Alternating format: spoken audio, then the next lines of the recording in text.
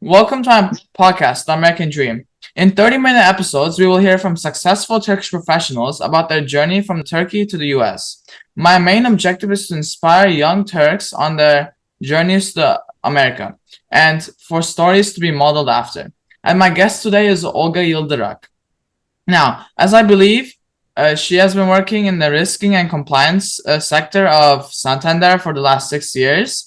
And before we dive in, we're going to ask you 5 icebreaker questions. Are you ready? Yes. All right, great. Now, we all have a story to tell. On a scale of 1 to 10, 1 being terrified of being public speaking and 10 being born a storyteller, how comfortable are you sharing your American dream journey with our listeners? I would probably put myself between 7 and 8, somewhere between 7 and 8, maybe closer to 8, if I'm being optimistic. And what is one Turkish food you miss the most? Ooh. Oh, okay. Weirdly enough, bamya. Bamya? Yes. Ben de. Okra, but the typical, the okras here is very large and not the, what we had in Turkey is totally different from the okra here. So I think one of the things most is exactly, yeah. I have the similar experience. But anyways, what surprised you the most about your American work culture? I should say my experience so far has been super positive. So I don't know if everybody will share my opinions, but I think one of the things, it's definitely longer working hours. That's for sure. Americans are, because I worked in how many different countries now? I worked in London, Istanbul, Singapore, and America. And I think by far, I'm working the longest hours in America. And but at the same time, there's a great deal of meritocracy going on. So if you're delivering what you need to deliver within a certain amount of time, so if you have a job and if it needs to be done, you can do it in 8 hours and you can do it in 2 hours and you can be off for the next 6 hours. And I think the biggest thing about American culture is they focus on what you deliver, what you contribute. So, and I think I really, really like that. So you don't need to do the FaceTime. You know what FaceTime? You don't need to go to the office and show yourself and sit idly. If you finish your job, they don't expect you to work all the time, but you need to be able to deliver what they want from you. That was the main thing. And if you do, then there is a meritocracy. I think I don't want to say easiest promotion, but I think I got promoted rather easily than the other countries in America. So, yeah. So, overall, very pleasant experience. Olga, can you give our listeners a quick glimpse into a typical workday for you? What does your role as a professional here in America entail for you?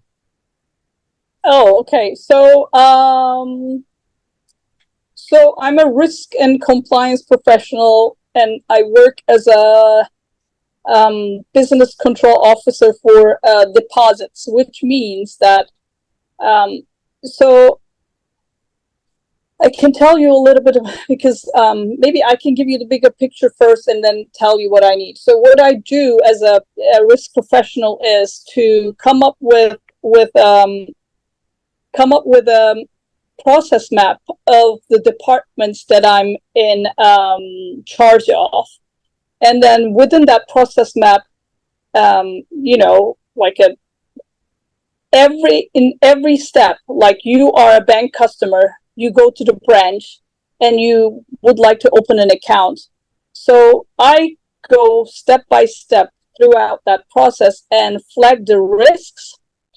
And then I sit down with the other risk professionals or the business owners to flag the controls to mitigate those risks. So the initial thing is to map the process, flag the risks where things can go wrong, like a lot of things can go wrong: operational risk, market risk, fraud risk, and then what the bank is doing to mitigate those. Then I come up with I note down the controls. Then on a regular basis, we're checking whether those controls working properly. So, and if there's anything comes up with any control, then I'm there to fix it.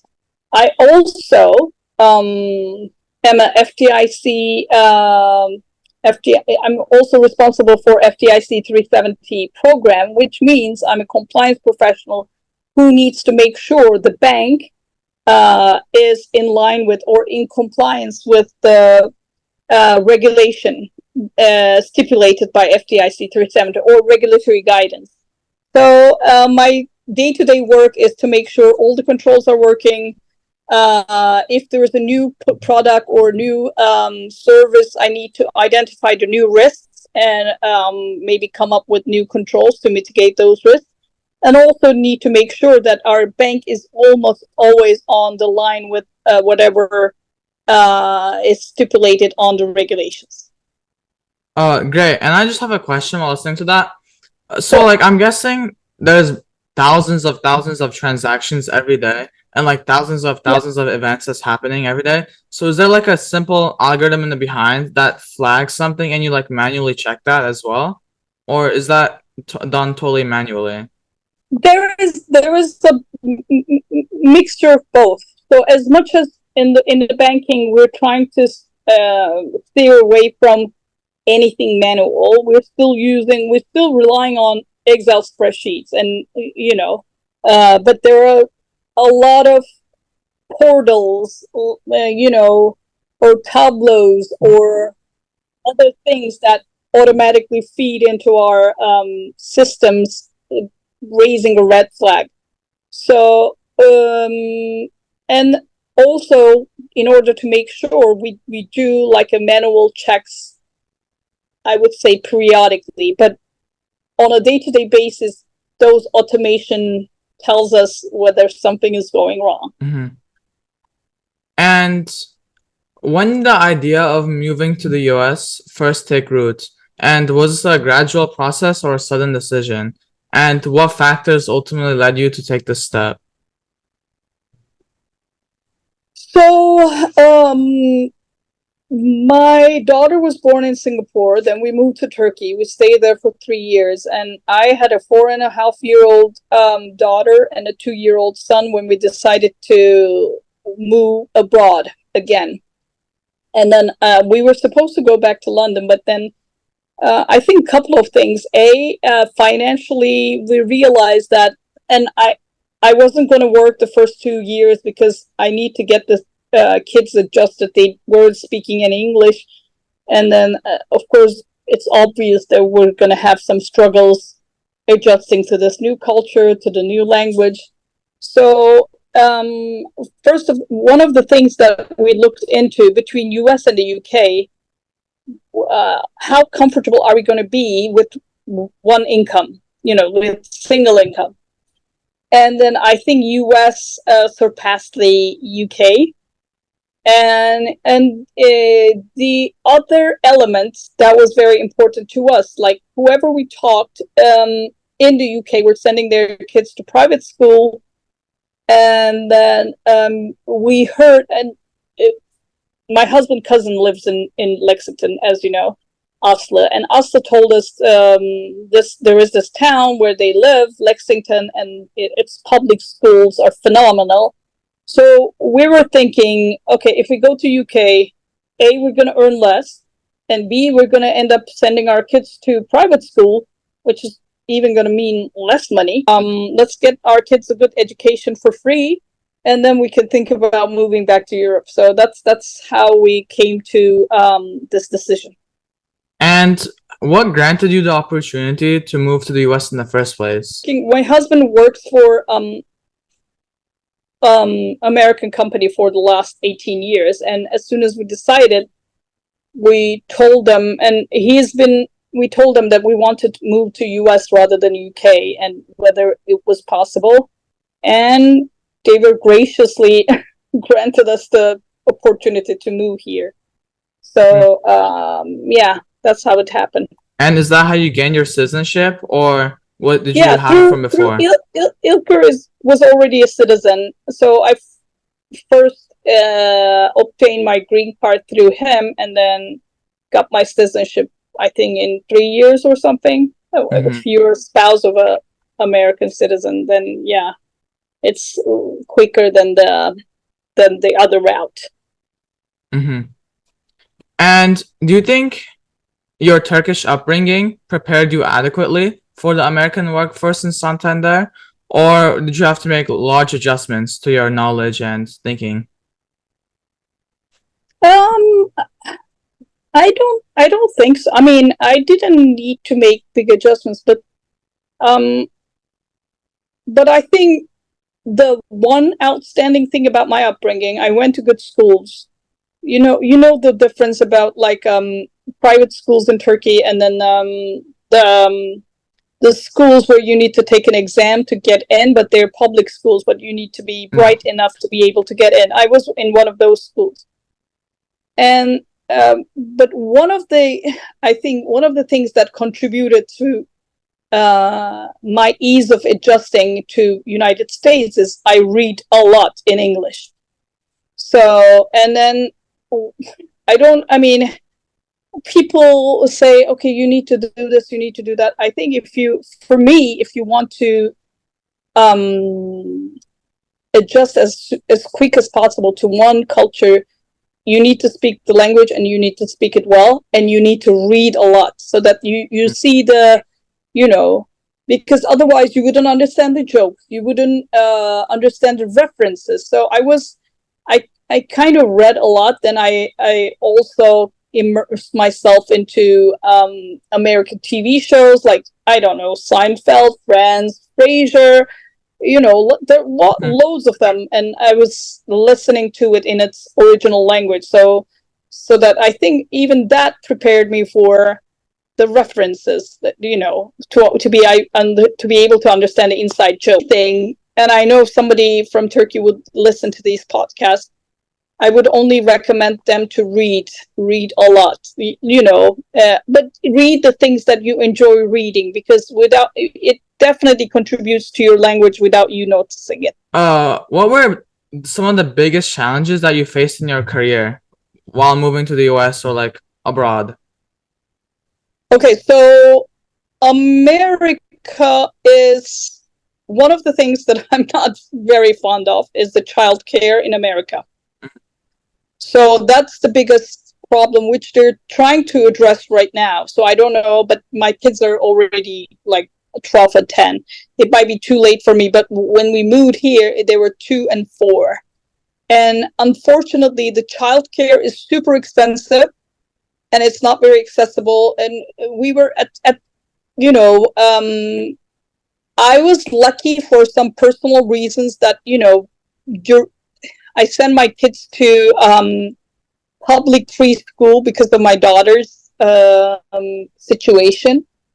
But otherwise, it's super expensive the childcare is super expensive, and to an extent where the women choose to stay at home because it doesn't make much sense for them to earn money and then give it all to the childcare. So that's the one thing that was one of the big challenges. And I think even if when I was sending my kids to school, we hired a nanny, and then the amount of money we're spending on the kids pre elementary school was a lot. And I think that's one of the complaints I have about the American work system. And it's not just me, or it's not just the Turks. It's like a general complaint of,